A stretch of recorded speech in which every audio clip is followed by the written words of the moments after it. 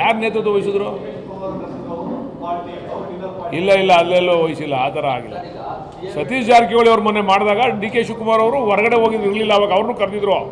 D K Shivakumar ಅವರು ಊರಲ್ಲಿ ಇರಲಿಲ್ಲ, ಬೇರೆ ಕಡೆ ಹೋಗಿದ್ರು. ಅದಕ್ಕೆ ಅವ್ರು ಬರೋಕ್ಕಾಗಲಿಲ್ಲ. ಆವಾಗ ನಮ್ಮ ಮಾಧ್ಯಮದವರು ಮುಖ್ಯಮಂತ್ರಿಗಳ ಜೊತೆ ಸೇರ್ಕೊಂಡು ಮಾಡ್ತಾವ್ರೆ ಅಂತ. ಯಾರನ್ನ? ನಮಗೂ ಆಹ್ವಾನ ಇತ್ತು, ನಾವು ಹೋಗಲಿಲ್ಲ. ಅಂದರೆ ಹೋಗಲಿಲ್ಲ ಅಂತಂದರೆ ಅಸೆಂಬ್ಲಿ ಸ್ವಲ್ಪ ಲೇಟ್ ಆಗ್ಬಿಡ್ತಲ್ಲ. ನಾವು 9:30 ಬಿಟ್ಟರು ಅಥವಾ ಹೋಗಿ ಮನೆ ಕಾಣೋದಕ್ಕೆ.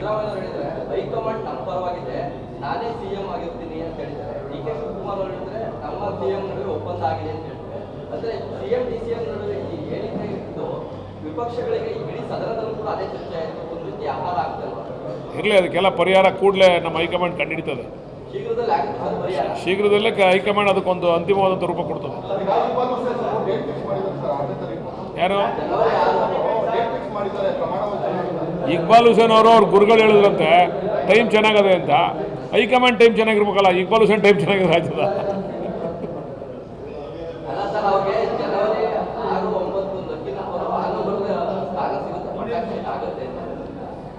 ಅದೃಷ್ಟ ಹುಡುಕೊಂಬಂದಾಗ ಯಾವ ಲಕ್ಕಿ ನಂಬರ್ ಇರಲ್ಲ ಗುರು, ಎಲ್ಲ ಲಕ್ಕಿ ನಂಬರ್ಗಳೇ ಅದೃಷ್ಟ ಬಂದಾಗ.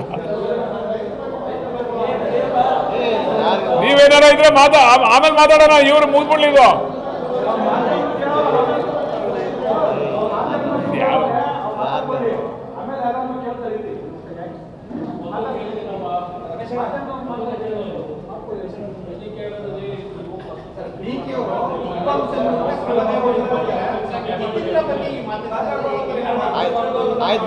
ಅವ್ರ ಮೇಲೆ ಎಲ್ಲರ ಮೇಲೆ ಕ್ರಮ ತಗೊಂತಾರೆ. ಯಾರ್ಯಾರು ಮಾತಾಡ್ತಾರಂಗೆ ಎಲ್ಲರ ಮೇಲೆ ತಗೊಂತಾರೆ.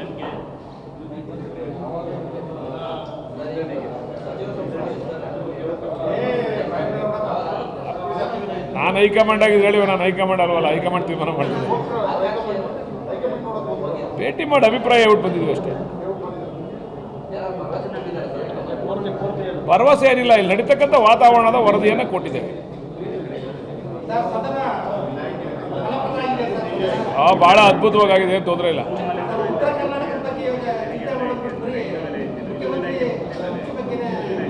ಸದನ ಅಂದಮೇಲೆ ಎಲ್ಲರೂ ಚಿಂತೆ ಮಾಡಬೇಕು. ಮುಖ್ಯಮಂತ್ರಿ, ಉತ್ತರ ಕರ್ನಾಟಕ, ದಕ್ಷಿಣ ಕರ್ನಾಟಕ ಎಲ್ಲ. ಅದೇ ಪ್ರಾಮುಖ್ಯತೆ ಉತ್ತರ ಕರ್ನಾಟಕಕ್ಕೆ.